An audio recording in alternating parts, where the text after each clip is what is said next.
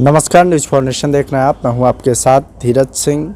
उत्तर प्रदेश समेत 5 राज्यों में विधानसभा चुनाव की तारीखों का ऐलान हो गया। बता दें कि 10 फरवरी से लेकर 7 मार्च के बीच उत्तर प्रदेश में 7 चरणों में मतदान होगा और 10 मार्च को मतगणना, यानी कि आने वाले समय में उत्तर प्रदेश में किसकी सरकार होगी या 10 मार्च को पता चल जाएगा। बता दें कि आज चुनाव आयोग की ओर से एक प्रेस कॉन्फ्रेंस कर इस बात की जानकारी दी गई कि कितने राज्यों में कितने चरण में चुनाव होंगे। साथ ही साथ उनके द्वारा आज तारीखों का ऐलान भी कर दिया गया।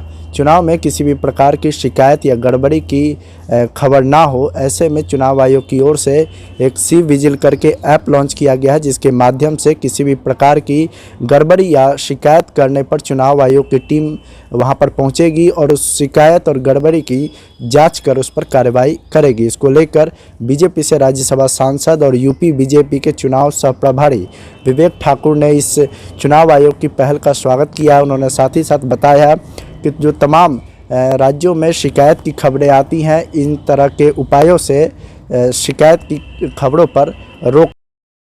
यह भी बताया कि चुनाव के बाद यूपी में बीजेपी और योगी की एक बार फिर से सरकार बनने जा रही है। क्या कुछ कह रहे हैं बीजेपी से राज्यसभा सांसद और यूपी बीजेपी के चुनाव सह प्रभारी विवेक ठाकुर। छोड़ जाते हैं आप उनके वीडियो के साथ।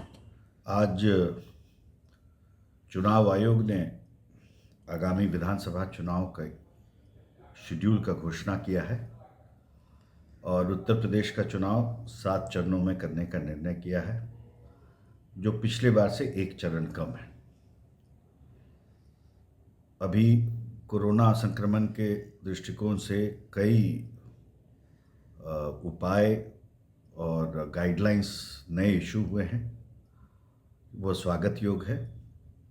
और कई जन सुविधा के और प्रत्याशी और पॉलिटिकल पार्टी के दृष्टिकोण से भी जो ऐप का जिक्र आज घोषणा में हुआ है, वह भी स्वागत योग्य है, क्योंकि